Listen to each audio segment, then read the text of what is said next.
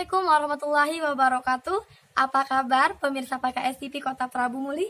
Jumpa lagi bersama saya Okta Heriani.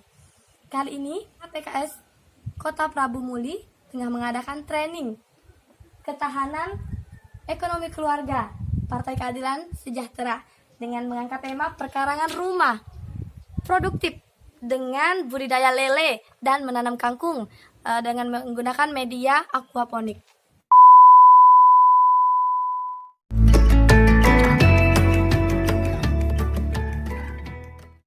Adapun untuk media yang akan kita gunakan, yang pertama kita menggunakan drum yang nantinya kita jadikan sebagai tempat budidaya ikan lele, di mana di atasnya kita kasih bolongan.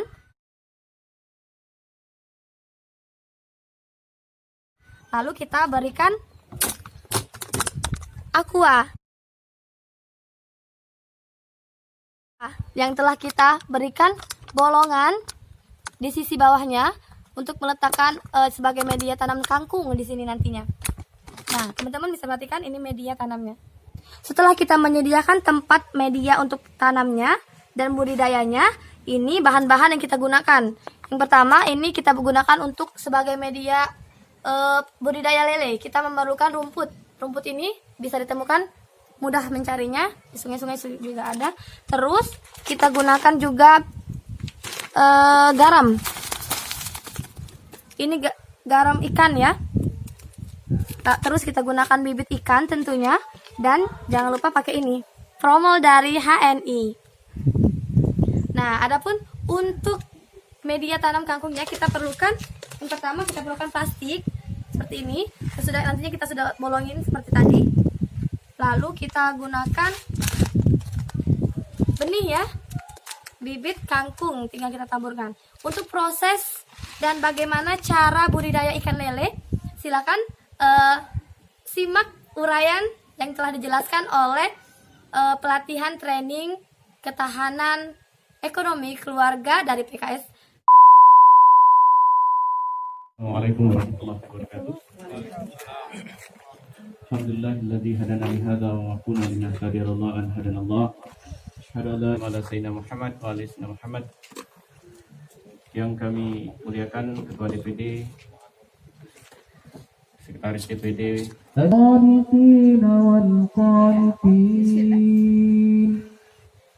wal mustaghfirina bil ashar. Syukur kepada Allah Subhanahu wa taala. Pertama, kita harus mengucapkan selamat tahniah dulu ya untuk Kota Prabu Muli yang secara de facto kasus kita sudah zero. Ya, sebenarnya wajar karena memang sudah memasuki bulan ketiga. Kalau penanganan tepat, insya Allah di bulan ketiga itu sudah selesai. Indonesia secara kasus sekarang mulai meningkat tajam karena kenaikan itu sudah di atas 1000 terus per hari. Dan itu memang sudah diprediksi oleh para pakar, kenaikan tajam itu nanti menjelang dan pada Id. Nah, maka sebenarnya kewaspadaan itu ada di situ sebenarnya. Dan Prabu Muli alhamdulillah pada Id justru zero kasus ya. Hari ini kita sudah dari 33 kasus 30-nya sembuh, dinyatakan sembuh, kemudian 3 orang meninggal. Hasil tracking masih ada, tapi mudah-mudahan kalau kita lihat di 2 pekan sampai 1 bulan yang akan datang tidak ada lagi penambahan kasus. Mudah-mudahan kita bisa bebas COVID sebenarnya. Kalau sudah kotor dibuang.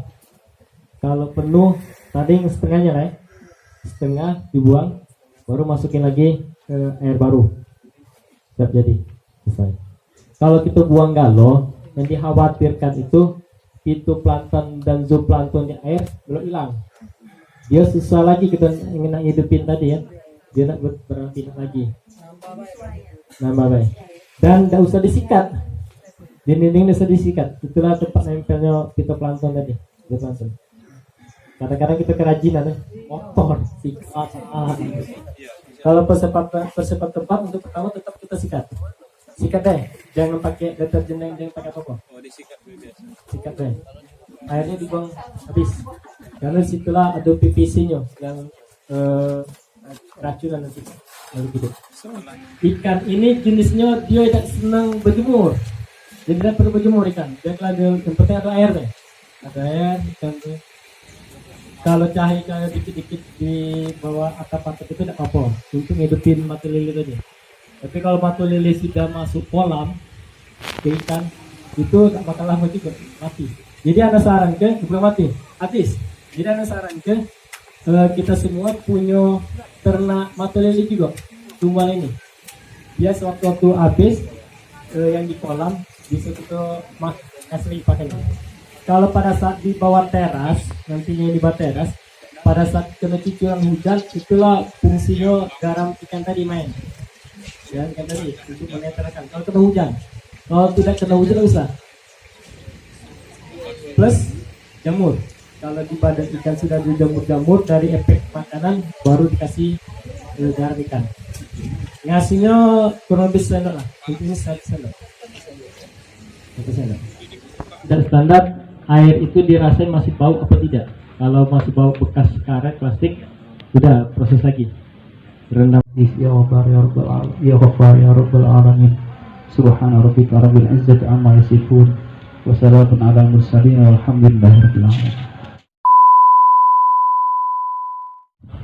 Assalamualaikum warahmatullahi wabarakatuh. Apa kabarnya pemirsa PKS TV, PKS Kota Prabu Muli? Jumpa lagi bersama saya Okta Heriani.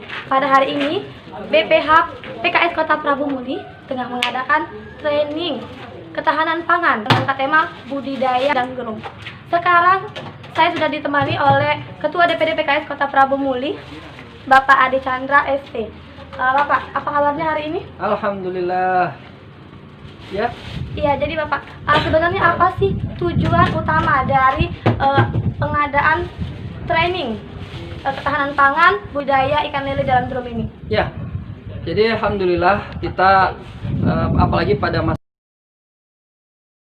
masa-masa pandemik dan menuju masa-masa new normal ya, dimana kita tahu bahwa COVID-19 ini berpengaruh kepada banyak hal, berpengaruh kepada kesehatan, sosiokultural, kemudian berpengaruh kepada ekonomi. Nah, terkait dengan masalah ini, apalagi kita ada anjuran dari DPP untuk program ketahanan pangan. Maka DPD PKS Kota Prabu Muli membuat program untuk membantu recovery ya, ketahanan kader PKS Kota Prabu Muli dengan program urban farming, atau bagaimana kita ingin memanfaatkan ketahanan pangan dengan memanfaatkan pekarangan rumah yang ada. Ya, kita programnya adalah kita ingin ternak ikan, dalam hal ini lele, dengan memanfaatkan media drum dan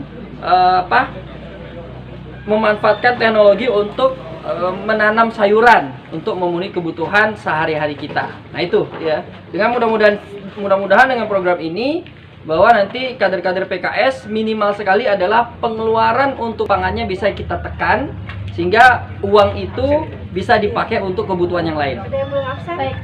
Jadi ini harapannya untuk para keluarga kader dan masyarakat secara umum itu apa? Ya, jadi kita program ini memang nanti ini baru tahap awal, dan insya Allah kita merencanakan untuk menyentuh ke semua kader PKS, kemudian pengurus dan simpatisan ya, terutama konstituen kita.